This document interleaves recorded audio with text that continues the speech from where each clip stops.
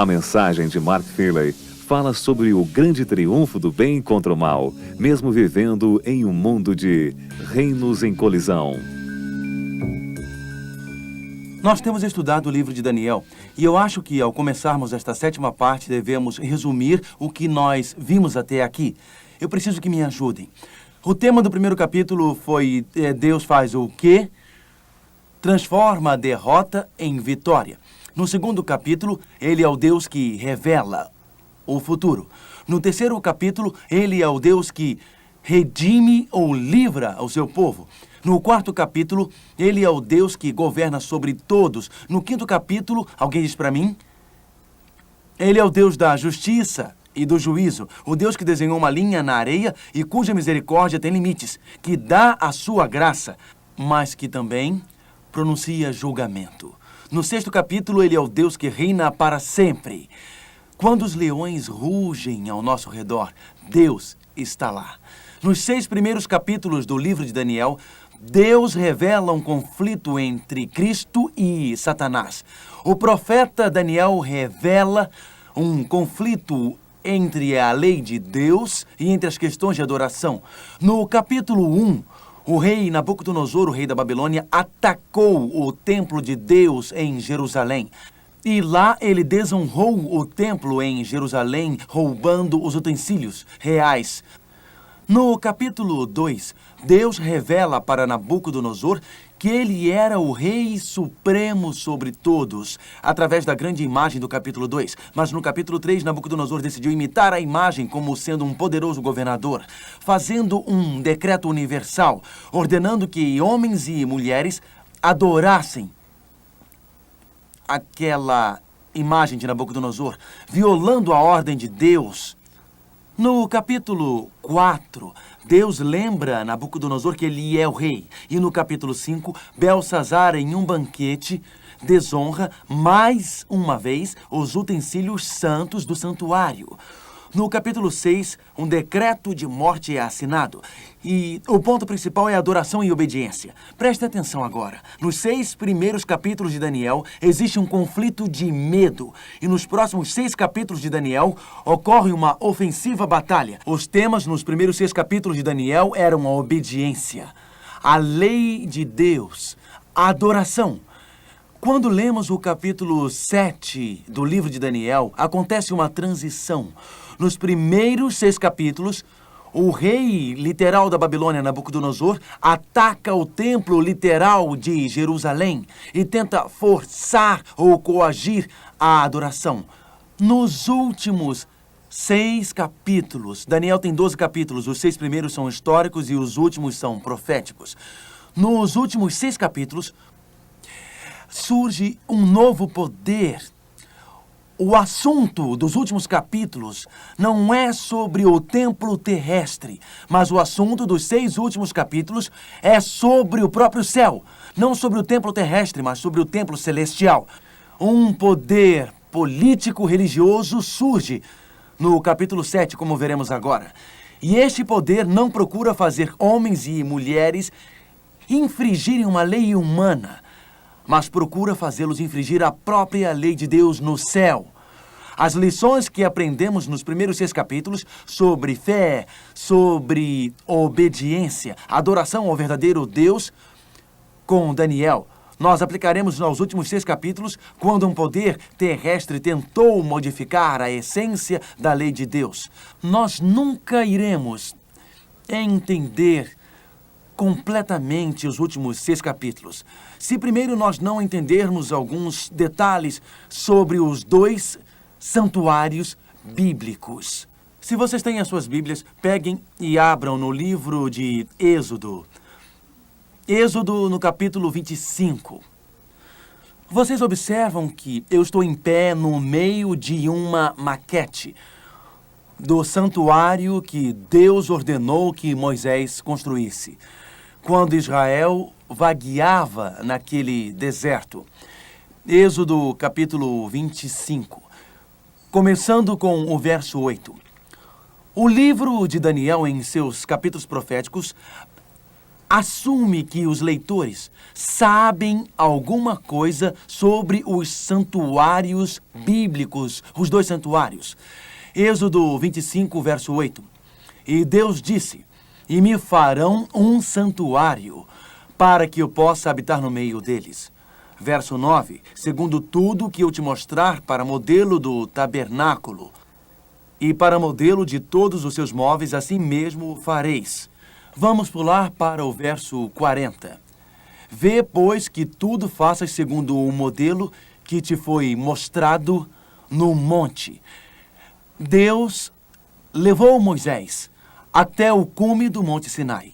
E lá, no Monte Sinai, Deus revelou para Moisés as medidas para o santuário terrestre. O santuário terrestre era dividido em 2 partes, o pátio e, em seguida, a tenda. E aqui, neste modelo em miniatura, colocamos estas cordas como os limites do santuário. Nós colocamos estas cordas para ilustrar o perímetro do santuário, em lugar de usar a tenda, porque se houvesse a tenda, não poderíamos ver por dentro. E eu peço a vocês que usem a imaginação e imaginem que esta parte envolvida com as cordas era justamente a tenda. Então, havia aqui 2 partes no santuário, o pátio e o tabernáculo. O tabernáculo era dividido em 2 partes, o lugar santo e o lugar santíssimo. Moisés construiu este santuário conforme as medidas que Deus deu para ele no monte. Este santuário terrestre ilustrava o plano da salvação. Foi a maneira que Deus usou para mostrar a eles as lições necessárias para preparar-se para a vinda de Jesus. No santuário do Velho Testamento, se um pecador pecasse, vamos supor que alguém perdeu o controle, ficasse com raiva, estava amaldiçoando algum de seus irmãos, e era necessário que eles fossem ao santuário com uma ovelhinha. Esta não podia ter manchas ou defeitos. O pecador ia, e quando ele chegava com a sua ovelha, ele pegava uma faca e depois ele degolava a ovelhinha. Depois de ter confessado seus pecados sobre a cabeça desta ovelha, os pecados seriam transferidos do pecador para a ovelhinha. O pecador é que tinha errado. Ele devia morrer. Aquela pessoa que estava com raiva, amargurada, o pecado fora transferido do pecador para o animal. O inocente animal sem manchas e defeitos tinha que morrer. O pecador degolava o animal e aquele sangue pingava na areia. Então, o animal era colocado sobre o altar para ser consumido pelo fogo. Um pouco do sangue era levado pelo sacerdote para dentro do santuário. O pecado tinha sido transferido do pecador para a ovelha. A ovelha merecia morrer? Não mesmo. O pecador merecia morrer. Mas quando a ovelha era morta, ela morria representando o pecador. No lugar do pecador, o pecador ia para o santuário culpado. Ele ia para o santuário condenado, mas quando ele confessava o seu pecado, este era transferido para a ovelha. Mas espere um momento, o que isto tudo representava? Lembre-se quando Jesus veio, João Batista disse: este é o Cordeiro de Deus que tira os pecados da onde? Do mundo. Jesus é a nossa ovelha. Nós merecemos morrer. Nós quebramos a lei de Deus. Nós é que merecemos ser enterrados e nunca mais sair de lá. Quando ficamos nervosos, amargurados, com raiva, somos críticos ou temos pensamentos imorais, somos desonestos, merecemos morrer.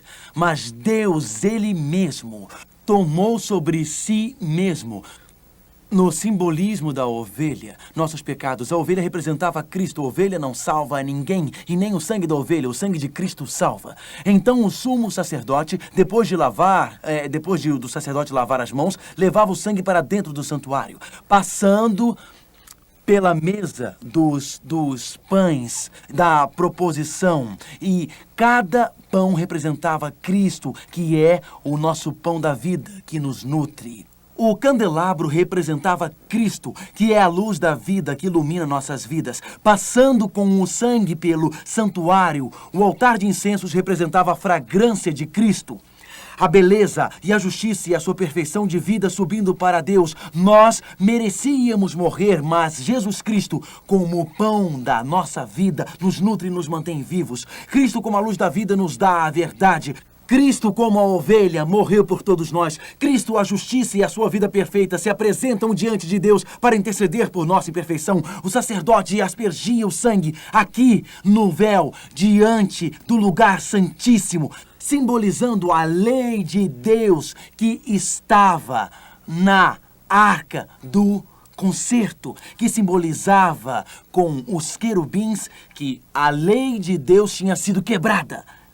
E agora, o pecador tinha sido perdoado por ter quebrado a lei de Deus.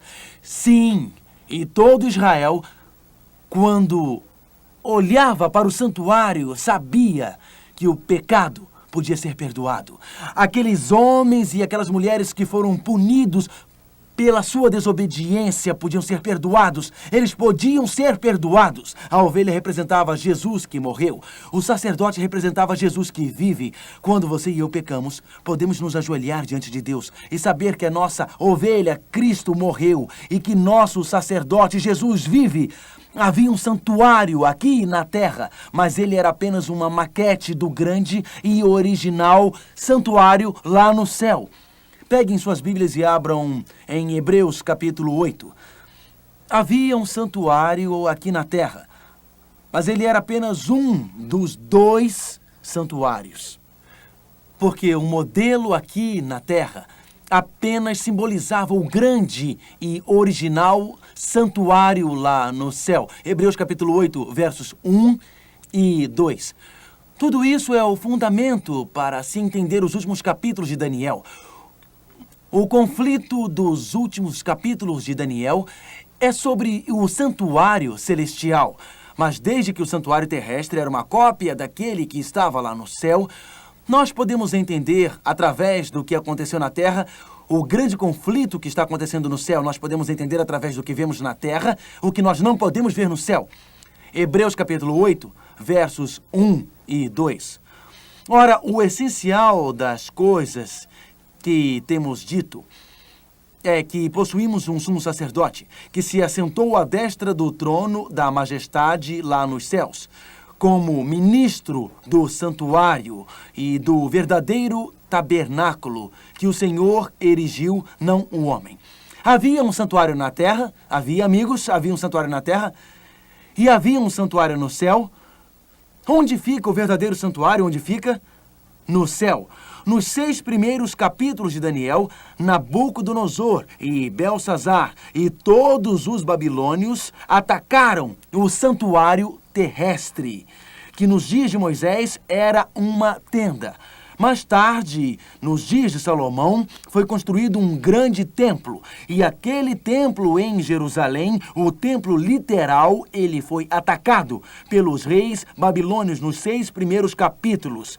E Daniel foi conhecido como sendo fiel a Deus no meio daqueles ataques. Nos últimos 6 capítulos, não é um santuário terrestre que é atacado, mas Satanás trabalha na mente de muitas e falsas forças religiosas que estão querendo chegar aos céus e atacar o santuário de Deus.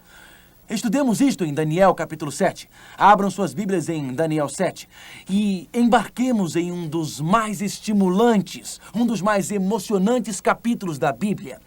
Embarquemos num dos mais fantásticos estudos sobre o que está realmente acontecendo no universo, sobre esta controvérsia, esta batalha, esta luta entre o bem e o mal. Isto é mais emocionante do que qualquer filminho de Hollywood ou qualquer bom filme de Hollywood. Isto é muito mais emocionante que qualquer tipo de ficção, do que qualquer drama televisivo. Este é o drama atual. Este é o conflito entre Deus e Satanás no universo. Envolve a sala do trono, envolve o tabernáculo de Deus no céu. Daniel, capítulo 7, introduz o tema. Daniel, a esta altura, deveria ter mais ou menos 62 anos de idade. Foi a sua primeira visão. Ele interpretou visões anteriormente, mas foi a sua primeira visão. Com uma experiência espiritual profunda. A experiência espiritual de Daniel se tornou mais e mais rica com os anos. Alguns dizem que quando alguém se converte, possui uma grande exuberância. A experiência de Daniel com Deus ficou mais rica e não diminuiu com o passar do tempo. Daniel 7, verso 1. No primeiro ano de Belsazar, rei de Babilônia, teve Daniel um sonho e visões ante seus olhos quando estava no seu leito. Escreveu logo o sonho e relatou a suma de todas as coisas. Falou Daniel e disse: Eu estava olhando durante a minha visão de noite, e eis que os 4 ventos do céu agitavam o grande mar. 4 animais grandes, diferentes um dos outros, subiam do mar. O primeiro era como um leão e tinha asas de águia. Enquanto olhava, foram-lhe arrancadas as asas. Foi levantado da terra e posto em 2 pés como um homem, e lhe foi dada a mente de homem. Continuei olhando, e eis que o segundo animal, semelhante a um urso, o qual se levantou sobre um dos seus lados, na boca, entre os dentes, trazia 3 costelas, e lhe diziam: Levanta-te, devora muita carne. Depois disto, continuei olhando, e eis que outro semelhante a um leopardo, e tinha nas costas 4 asas de ave. Tinha também este animal 4 cabeças, e foi-lhe dado domínio. Depois disto, eu continuava olhando nas visões da noite, e eis aqui o 4º animal, terrível, espantoso e sobremodo forte, o qual tinha grandes dentes de ferro. Ele devorava e fazia em pedaços, e pisava aos pés o que sobejava. Era diferente de todos os animais que apareceram antes dele, e tinha 10 chifres. Daniel olhou e viu aquele mar agitado. E naquele mar agitado, simbolizado por bestas, Daniel viu reinos em colisão. O que estes símbolos proféticos representam? Algumas vezes, quando estudamos a Bíblia, entender estes símbolos parece um pouco complicado. Daniel olhou e viu 4 bestas surgirem uma atrás da outra. Um leão, um urso, um leopardo e um dragão. Ele os viu surgirem no meio do mar agitado. Na Bíblia, bestas representam reis ou reinos. Vocês podem achar isto em Daniel 7, verso 17, que diz: E os animais que você viu são 4 reis e 4 reinos. Nós temos isso hoje também. Na verdade, hoje existem animais que representam reis ou reinos. Por um bom tempo, a Rússia era representada por um urso. Ou, hoje, algumas vezes, a Inglaterra tem sido representada por um leão. Agora, estes símbolos atuais são apenas meras ilustrações. Mas, nos tempos de Daniel, as nações eram representadas por bestas. Então, conforme Daniel 7, verso 17, uma besta representava um rei ou um reino. O que significa o surgimento desta besta da água? A Bíblia diz que estas bestas surgiram da água. Segundo Apocalipse 17, verso 15, diz que o mar ou águas representam pessoas ou nações. Nós usamos símbolos, algumas vezes dizemos o grande mar da humanidade, o que representa pessoas ou nações. Indo um pouco mais além com estes símbolos proféticos, e quanto aos ventos, lembram-se que em Daniel capítulo 7 ele diz: Os 4 ventos se agitavam sobre o grande mar, uma besta surgindo atrás da outra. O que este vento representa? Segundo Jeremias 49, verso 36, ele representa discórdia e destruição. Então em Daniel capítulo 7, viu um grande mar agitado. Voltemos para Daniel capítulo 7 e leiamos o verso 2 e vamos ligá-lo a um símbolo e vocês verão como é muito fácil entender as profecias bíblicas. Daniel 7, verso 2. Falou Daniel e disse: Eu estava olhando durante a minha visão da noite, e eis que os 4 ventos do céu agitavam o grande mar. Então 4 animais grandes, diferentes um dos outros, subiam do mar. Ventos representam o que ventos representam, digam todos? Discórdia, conflitos. Então 4 ventos representavam conflitos ao redor do globo. Eles sopraram sobre o grande mar. O que é o grande mar? O que é o mar? Pessoas ou nações. Então, ventos soprando sobre o mar é igual a conflitos, discórdias, guerras entre a humanidade. Nós pensamos em ventos, pensamos em furacões, terremotos, nós pensamos em ciclones, nós pensamos em desastres na natureza. 4 ventos, portanto, é como um tornado, um furacão, como um tufão que produzem destruição. Assim, Os 4 ventos representam destruição, eles sopram sobre a humanidade. E da guerra ou conflito da humanidade, 4 grandes bestas surgem, uma atrás da outra. Os 4 reinos surgem e o primeiro destes reinos é representado em Daniel, capítulo 7, segundo o verso 4. O primeiro era como leão, com asas de águia. Vocês lembram que estudamos a profecia de Daniel no capítulo 2, que tinha uma grande imagem. Aquela grande imagem era feita de 4 metais: ouro, prata, ajude-me por favor, bronze e ferro e 10 dedos de ferro e barro. 4 metais: ouro, prata, bronze e ferro. 4 metais representavam reinos: Babilônia, Medo-Pérsia, Grécia e Roma. O 4º metal que nós estudamos representava a destruição do Império Romano, ou os dedos da estátua. Agora nós temos 4 bestas. Assim como o ouro é o líder dos metais, assim também o leão é o rei das bestas. Como o primeiro metal representava Babilônia, a primeira besta também representava Babilônia. A sequência dos tempos proféticos, como estudamos na Bíblia, Deus sempre começa onde o profeta está. Faz sentido, não faz? O único lugar para se começar é onde você está. Por isso, Deus sempre começou por onde Daniel estava. Ele começou na Babilônia. Quando a Babilônia estava para desaparecer, ele começou com a Medo-Pérsia. Então, Deus começa com a Babilônia. A próxima nação, Medo-Pérsia. A próxima nação, Grécia. E a próxima nação, Roma. Então, Deus começou com o leão para representar Babilônia. Na verdade, Jeremias e Isaías dizem: Babilônia, você é como um leão. Exatamente como o ouro, o chefe dos metais, representava Babilônia. Assim, o leão com asas de águias representava Babilônia. Mas as Escrituras dizem que após Babilônia, que governou o mundo de 605 a.C. a 539 a.C., depois de Babilônia surgiria outra nação, e esta nação seria representada segundo Daniel 7, verso 5. Continuei olhando e eis aqui o segundo animal, que representa o quê, amigos? Um reino, uma segunda besta, um segundo reino, que representa um urso. Notem que a Bíblia diz que este urso possuía 3 costelas em sua boca. A nação que derrotou Babilônia, qual foi? Medo-Pérsia. E o urso tinha 3 costelas na sua boca. Quando Medo-Pérsia derrotou Babilônia para governar o mundo, ele precisava conquistar Babilônia, a Índia e o Egito. Portanto, a Medo-Pérsia, com as 3 costelas, os 3 impérios, Babilônia, Índia e Egito. A Medo-Pérsia, violenta como um urso, sedenta por sangue como um urso, conquistou o mundo. Mas então existia uma 4ª besta, aliás, uma terceira besta, Daniel 7, verso 6. Preste atenção nesta terceira besta. Depois disto, continuei olhando, e eis aqui outro, semelhante a um leopardo, e tinha nas costas 4 asas de ave. Tinha também este animal 4 cabeças, e foi-lhe dado o domínio. Observem as profecias bíblicas. Qual nação derrotou a Medo-Pérsia? Qual delas? Grécia. O que vocês sabem sobre a Grécia? A Grécia conquistou o mundo sob o comando de Alexandre o Grande, velozmente. Se vocês quiserem descrever uma rápida conquista, qual animal vocês escolheriam? Um elefante? Provavelmente não. Vocês escolheriam o quê? Um leopardo.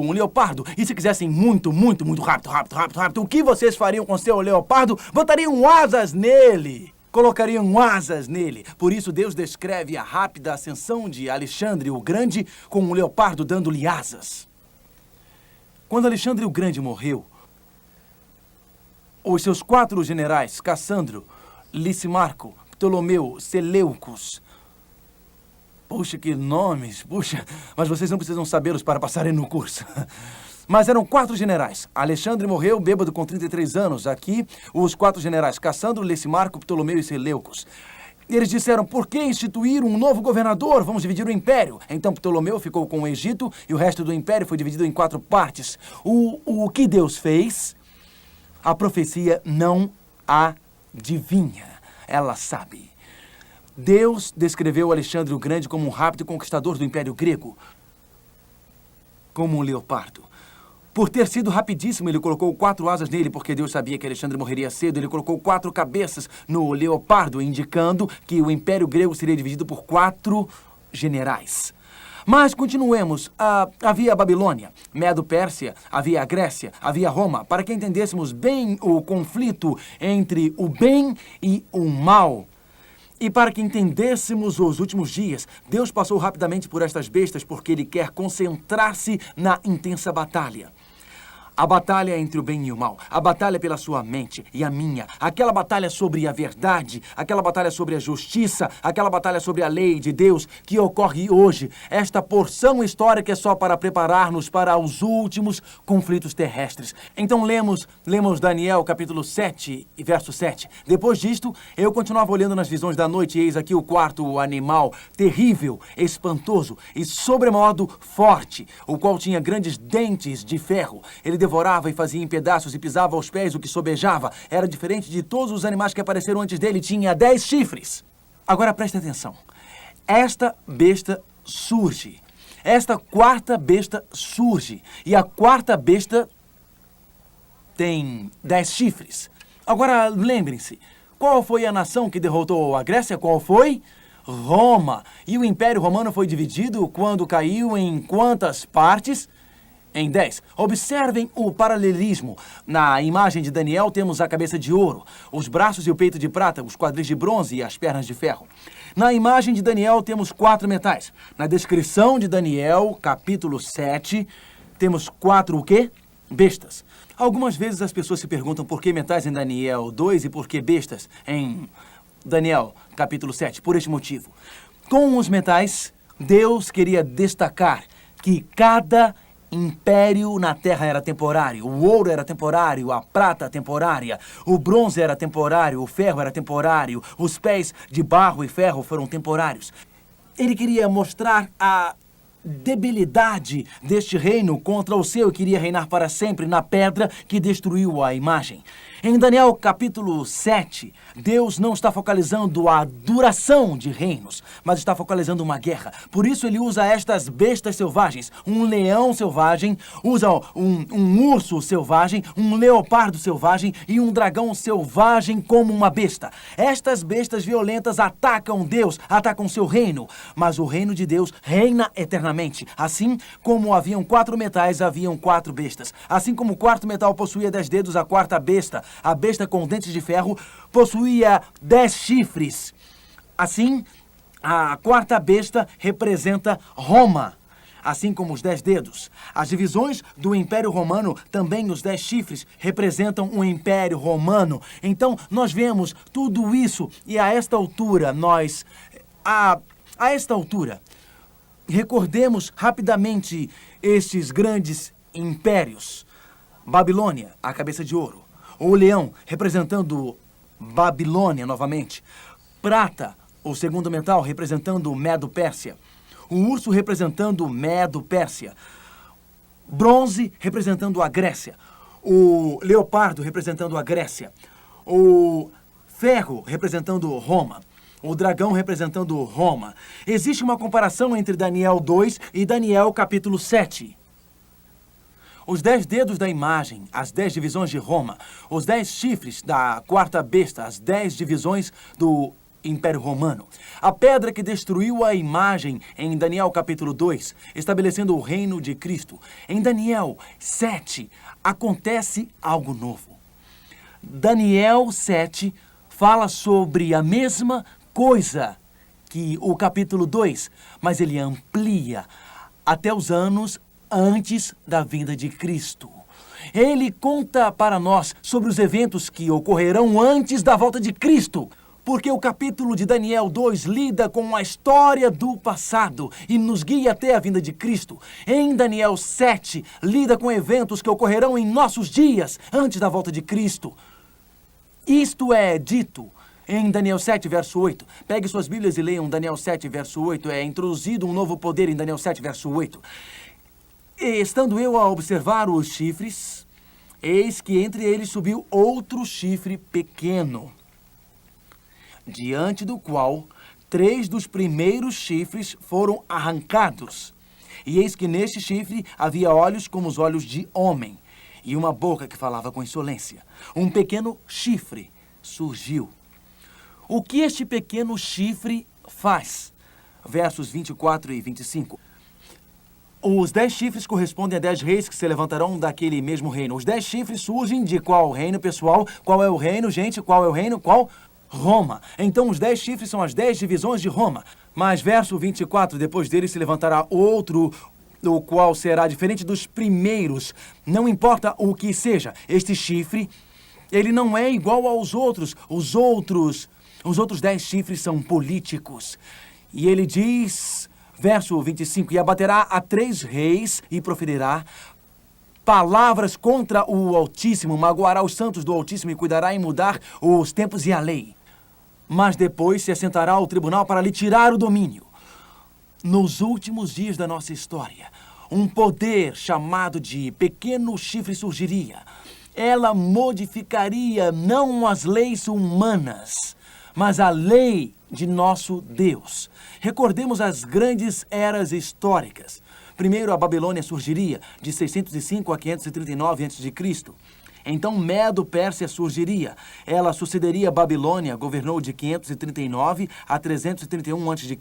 Então, a Grécia viria a seguir de 331 a 168 a.C. A história tem seguido esta profecia como um mapa. Deus falou sobre Babilônia. Deus nomeou a Medo-Pérsia. Deus mencionou Ciro, o rei Medo-Persa. Deus descreveu a Grécia e falou sobre Alexandre, o grande governador da Grécia. Deus mencionou os 4 generais da Grécia. Grécia cairia, Roma governaria de 168 a.C. a 351 d.C. E daí o império seria dividido de 351 d.C. a 476, as 10 divisões do Império Romano. E sob a proteção deste pequeno chifre, aconteceria uma traição à verdade. Aconteceria um abandono dos princípios da palavra de Deus. E durante o que nós chamamos de Idade Média, a Idade das Trevas, uma grande igreja baseada na apostasia surgiria e governou de 538 a 1798 d.C., como sabemos. A verdade foi cancelada. E daí, com o entendimento desta era, a verdade renasce antes da vinda de Cristo, no julgamento final de Deus, como veremos em Daniel 7. Homens e mulheres seriam atraídos para a verdade de Deus um pouco antes da vinda do reino de Cristo. Esta é a mais emocionante profecia de toda a Bíblia. Mas conforme estudamos esta profecia neste momento, vejamos o que o apóstolo Paulo disse no livro de Atos. Peguem as suas Bíblias e abram em Atos. Atos capítulo 16. E leiamos algumas coisas que o apóstolo Paulo disse, que nos ajudarão a formar uma perspectiva. Alguma coisa que o apóstolo Paulo disse que nos ajudará a ter um melhor e mais claro entendimento desta profecia. Aqui, o apóstolo Paulo está falando no livro de Atos. Por favor, peguem suas Bíblias e abram no livro de Atos. Nós começaremos com as palavras do apóstolo Paulo no capítulo 16, Atos 16, versos 30 e 31. Depois, trazendo-os para fora, disse: Senhores, que devo fazer para que seja salvo? Responderam-lhe: Crê no Senhor Jesus e serás salvo, tu e a tua casa. O apóstolo Paulo indicou o evangelho, que homens e mulheres seriam salvos por Jesus Cristo, não pelas tradições da igreja, não por algum sistema religioso e sistema terrestre. Mas Daniel profetizou que um poder surgiria nos primeiros séculos, que desviaria homens e mulheres da verdade, que levaria homens e mulheres a abandonarem a Cristo, que iria instituir o seu próprio sistema na terra. Haveria uma apostasia cristã que levaria ao abandono da simples verdade de que Jesus morreu, da verdade que Cristo perdoa, que Cristo é a nossa luz, que Cristo é o nosso sumo sacerdote no santuário. O santuário terrestre seria dirigido por um sistema terrestre, um sacerdote humano. Voltemos a Daniel capítulo 7. E leiamos para podermos descobrir algumas coisas sobre o poder deste pequeno chifre. Quem é este pequeno chifre? Quando surgiu este pequeno chifre? Quais são os conhecimentos que temos sobre esta apostasia na era cristã? Daniel capítulo 7, verso 8. Estando eu a observar os chifres, quem são os chifres? Ele disse, eu observei os chifres. E ele diz, eis que entre eles subiu outro pequeno chifre. Então, entre estes chifres, surge um pequeno chifre. A Bíblia diz, no verso 24, os 10 chifres correspondem a 10 reis que se levantarão daquele mesmo reino. Então, as 10 divisões de Roma. E depois deles se levantará outro, o qual será diferente dos primeiros. Agora, espere um momento. Se este pequeno chifre está surgindo entre os 10 chifres, e isto significa que ele tem que surgir entre a divisão do Império Romano, estão entendendo? Se os 10 chifres representam as 10 divisões de Roma, se este pequeno chifre está surgindo entre os 10, ele tem que surgir onde? Em algum lugar no velho Império Romano ou na Europa. Se ele está surgindo depois dos 10 chifres, porque a Bíblia diz que ele surgiu depois deles, ele tem que surgir em algum lugar depois da derrota do Império Romano. Então seria Babilônia, depois Medo-Pérsia, depois Grécia e Roma. Então Roma seria dividida. E depois da divisão de Roma, na Europa, depois de 476 depois de Cristo, um pequeno e forte chifre surgiria. Ele destruiria 3 chifres, isto é, 3 divisões da divisão de Roma seriam destruídas, porque não aceitariam os ensinamentos deste poder. Diz que ele tem olhos como os olhos de homem. Eu imagino qual é o significado disto. Este poder tem olhos como olhos de homem. Agora, na Bíblia, algumas vezes um profeta é chamado por outro nome. Alguém sabe o outro nome do profeta? Vidente. Por que um profeta é chamado de vidente? Porque o profeta não vê com os seus próprios olhos, mas com os olhos de quem ele vê? Com os olhos de Deus. Então, esta força possuía olhos de Deus ou olhos de homem? Olhos de homem. Olhos na Bíblia frequentemente representam sabedoria ou entendimento. Continue marcando Daniel capítulo 7 e passemos para Efésios capítulo 1. Olhos na Bíblia representam sabedoria ou entendimento. Portanto, nos primeiros séculos, um poder surgiria na Europa. Um poder surgiria em Roma. Este poder surgiria nos primeiros séculos, não com a sabedoria ou com o entendimento de Deus, mas com o entendimento de homens. Efésios capítulo 1, verso 18. Olhos na Bíblia geralmente representam entendimento ou sabedoria. Efésios 1, verso 18. Iluminados os olhos do vosso coração.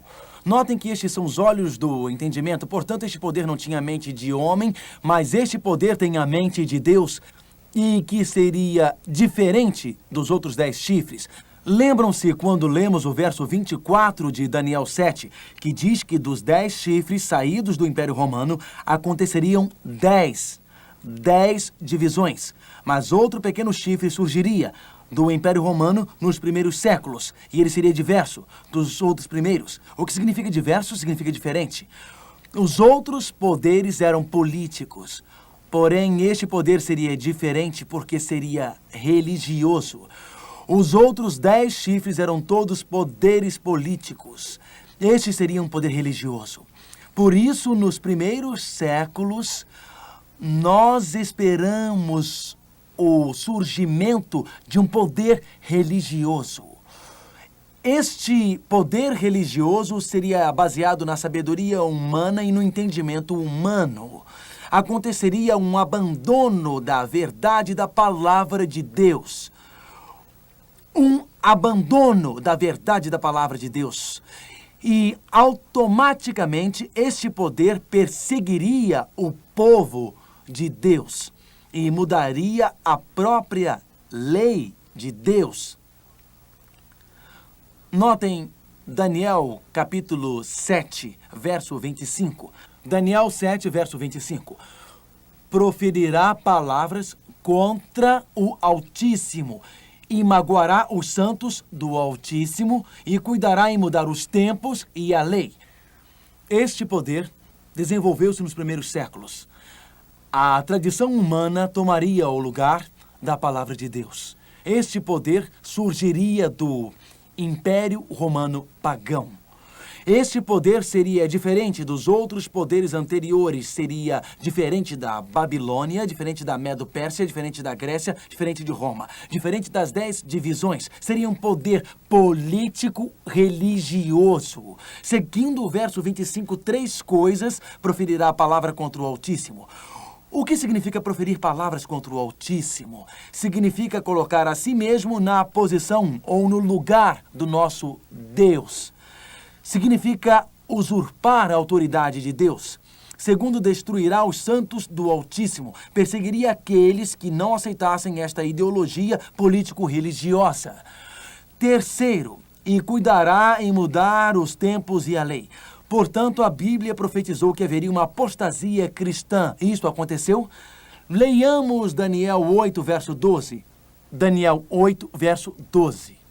Em toda a Escritura, Deus se preocupa que homens e mulheres não se afastem da sua palavra, que homens e mulheres não se afastem das verdades divinas e que ensinamentos humanos crescem na igreja. Notem em Daniel capítulo 8, verso 12. O exército lhe foi entregue com o sacrifício costumado por causa das transgressões e deitou por terra a verdade, e o que fez prosperou. A verdade de Deus seria lançada por terra. Traição tomaria conta do lugar da Escritura. De Roma, um poder político religioso iria surgir, que iria substituir a Bíblia com os ensinamentos humanos, e a lei de Deus seria mudada. O apóstolo Paulo se preocupou muito com isso. Peguem as suas Bíblias e abram em Tessalonicenses. Vocês verão no livro de Tessalonicenses, 2 Tessalonicenses, capítulo 2. Peguem suas Bíblias e leiam Tessalonicenses. O apóstolo Paulo está profundamente preocupado sobre isso. Paulo estava preocupado com o abandono da verdade, o abandono dos princípios, o abandono dos princípios da palavra de Deus. Nos últimos dias da nossa história. 2 Tessalonicenses, capítulo 2 e verso 3. 2 Tessalonicenses, capítulo 2, verso 3. 2 Tessalonicenses 2, verso 3. A Escritura é muito clara. Nos últimos dias da nossa história, a verdade sobre Deus seria completamente mudada e seria completamente abandonada. 2 Tessalonicenses, capítulo 2, verso 3. Ninguém de nenhum modo vos engane, porque isto não acontecerá sem que primeiro venha o quê? O que diz aqui, o que diz que virá, sem que primeiro venha a apostasia. Prestem atenção. Percebam como a Bíblia ensina. Haveria grandes nações que governariam. Primeiro, Babilônia. Depois, Medo-Pérsia. Depois, a Grécia. Depois, Roma pagã. Depois da Roma pagã, o reino seria dividido em 10. De Roma surgiria um novo sistema que seria desenvolvido, um sistema político-religioso que instituiria o templo de Deus na terra. Sacrifícios terrestres e sacerdotes terrestres. E conforme este sistema cresceria e a tradição tomaria o lugar da Escritura. E assim a própria lei de Deus seria alterada. Aconteceria na era medieval, em abandono aos claros ensinamentos da palavra de Deus. Jesus disse, santifica-os na verdade, porque a tua palavra é a verdade. João 17, verso 17. Pedro disse em Atos 5, verso 29, antes importa obedecer a Deus do que aos homens. Em Marcos 7, verso 7, Jesus disse, e em vão me adoram ensinando doutrinas que são preceitos de homens. Era exatamente isto que a Bíblia havia profetizado. Nos últimos dias, a tradição humana, os ensinamentos humanos, os mandamentos humanos iriam substituir a lei de Deus. Então Daniel viu além do leão, do urso, do leopardo e do dragão. Viu além dos 10 chifres, ele viu além do pequeno chifre, ele viu além a apostasia na terra, ele viu além do abandono da verdade na terra, ele viu além da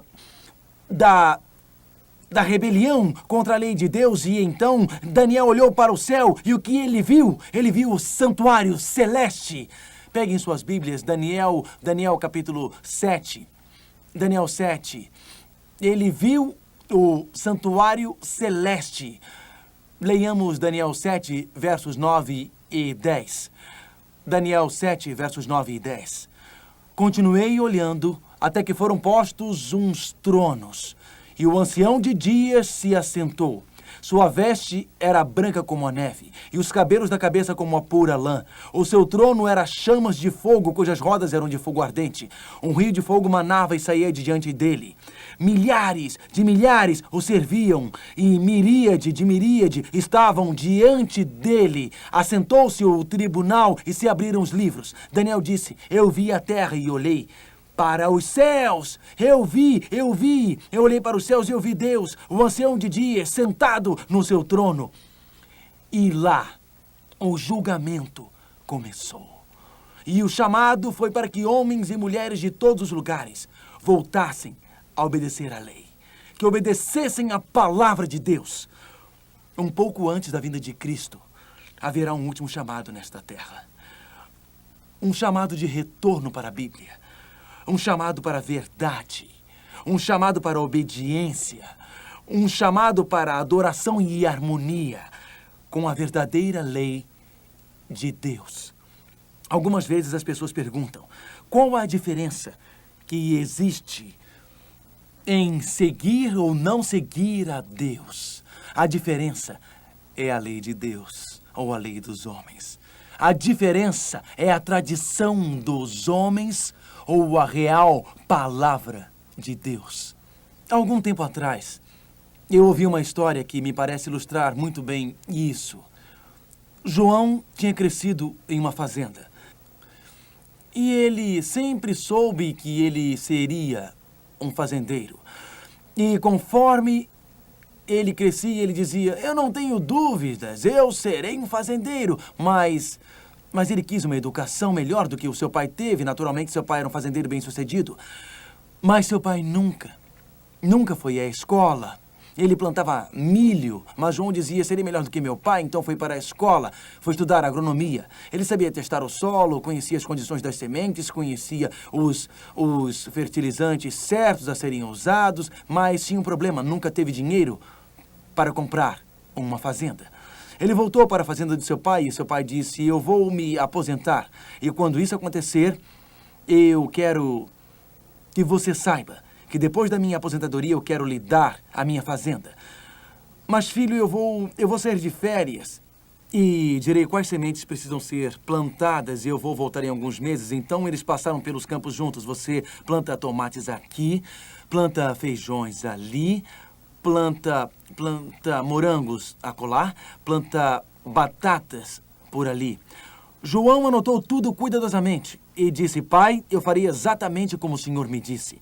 Depois que seu pai viajou de férias, João pensou: eu quero ver quão preciso foi meu pai. Por isso, eu vou pegar meu kit para teste do solo e vou testar o solo exatamente onde meu pai havia dito para plantar tomates. O solo era bom para tomates. Onde meu pai havia dito para plantar batatas, o solo era bom. Disse para plantar morangos e o solo era muito bom. Mas quando ele chegou aonde o pai havia dito para plantar milho, ele testou o solo e o solo era muito, muito arenoso para plantar milho. E João disse: meu pai estava errado, o livro do colégio estava certo e eu vou plantar amendoins neste campo. Se eu plantar milho, o buraco será muito raso e o vento levará tudo embora. Eu vou plantar amendoins aqui.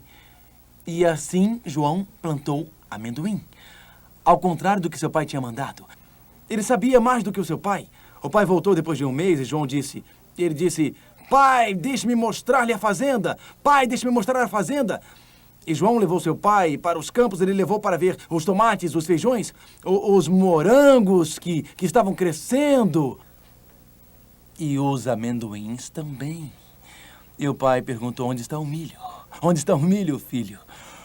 Pai, eu sei que o senhor gostaria que eu fosse um bom fazendeiro, então eu tomei a minha própria decisão e resolvi plantar amendoins nesta área aqui. E o pai disse: João, você não seguiu tudo o que eu disse. Não seguiu tudo o que eu disse. Porque, na verdade, você fez o que você quis fazer em cada um dos campos.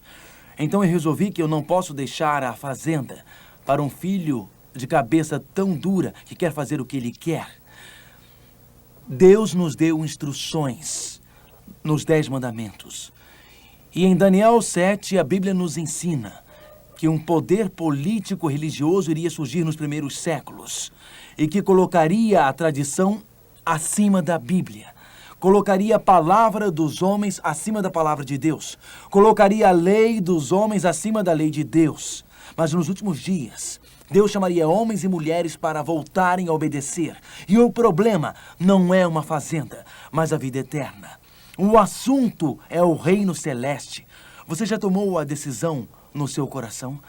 Você já decidiu em sua vida? Já fez a decisão de seguir a Deus e não a homens? Já tomou a decisão de ser obediente à lei de Deus e não à lei dos homens? Vamos orar. Nós gostaríamos de dizer, Senhor, eu quero tomar uma decisão no meu coração hoje de fazer o que Deus mandar. Seguir a lei de Deus e não os ensinamentos dos homens. Eu quero tomar uma decisão hoje que no conflito entre o bem e o mal, com a lei de Deus no santuário celeste, que os homens tentaram modificar. Ó, Senhor, eu quero tomar a decisão de ser leal a Ti. Se você quer tomar a decisão de ser leal a Deus, levante a sua mão agora. Ó, Pai nosso, Tu vês as nossas mãos e vês os nossos corações. Estamos vivendo nos últimos dias, quando o Teu chamado é feito para toda a raça humana. E nós queremos ser leais e fiéis a Ti, hoje e sempre. Amém.